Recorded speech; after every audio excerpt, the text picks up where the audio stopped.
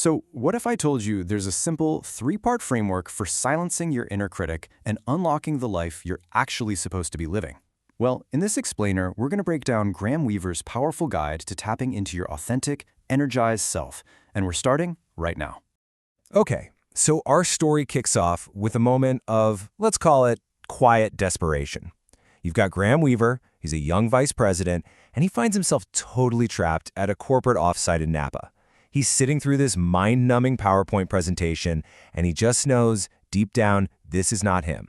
So right there in that conference room, he starts hatching an escape plan. His grand plan? Hide in a bathroom stall until the coast is clear.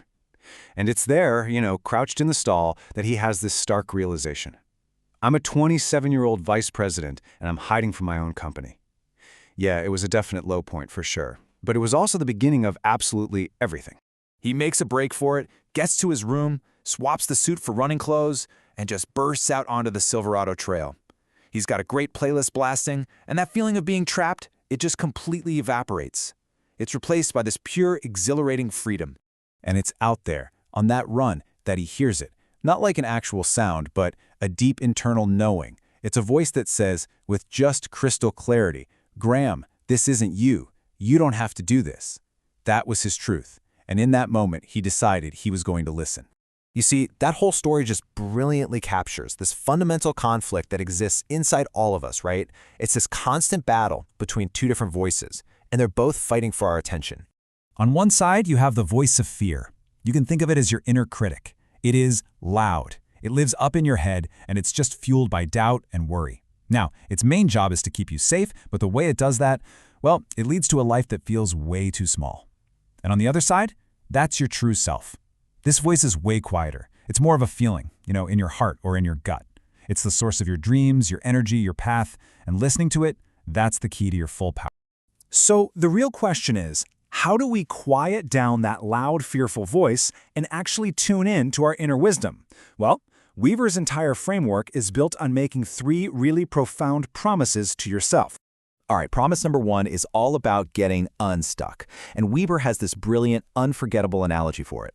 You have to be willing to take the nail out of your head. The nail in your head?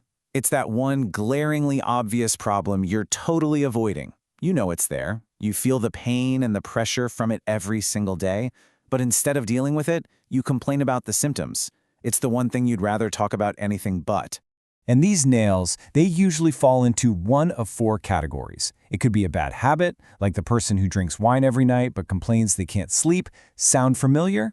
Or maybe it's an unresolved experience from your past, a rigid rule you've just made up for yourself. Or, and this is the most common nail of all, fear. The fear of leaving that safe job, or ending the wrong relationship, or making that big, scary, necessary change. So why do we let the nail just stay in? Because pulling it out is going to hurt. Confronting the issue, making the change, it's painful. Things will almost definitely get worse before they get better. But here's the thing you have to remember. Everything you truly want is on the other side of that initial discomfort. Okay, on to the second promise. This is about finding your direction, and it kind of challenges that classic advice we all hear to follow your passion. Passion can feel like such a heavy, intimidating word, right? It implies you should have this one singular, life-defining purpose. But a much more accessible and powerful approach is to just follow your energy. Notice the small things that light you up, that make you feel alive, because energy is the language of your soul. It's your true self pointing the way. And a fantastic tool for this is the 9 lives exercise. So your current life, that's number 1. Now just imagine 8 other parallel lives that you would be genuinely excited to start living, like today. And there are no rules here. Maybe you're a CEO, or a writer, or a monk in Tibet, maybe a DJ in Vegas. This list, it becomes a map of your personal energy sources. Now, look at that list and ask yourself one profound question. Of these 9 lives, what would I do if I knew I couldn't fail? Your answer is incredibly telling, because the question itself is designed to completely silence that voice of fear, revealing what your true self really, really wants. So, you've identified your nail, and you're starting to follow your energy. The third and final promise is to commit fully, and to avoid the single most dangerous trap of all, the trap of not now. We rarely say, I give up on my dream. We say something way more insidious, not now. We tell ourselves we'll do it when we have more money, or more experience, or more time. But not now is just fear wearing a really clever disguise. It's a trick that pushes your dreams into some vague future that quietly becomes never. So Weaver offers this incredibly empowering equation.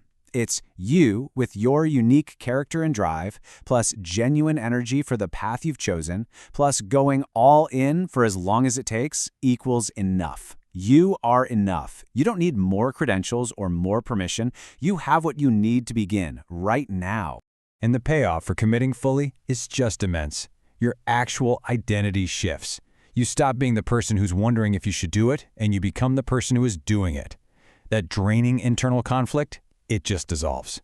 The voice of fear has lost the battle, and all that energy you were wasting fighting yourself is now totally free to propel you forward. So when you combine these three promises, getting unstuck, finding your energy, and committing fully, it all boils down to a single defining choice. We tend to think that creating a great life is about making thousands and thousands of complicated decisions.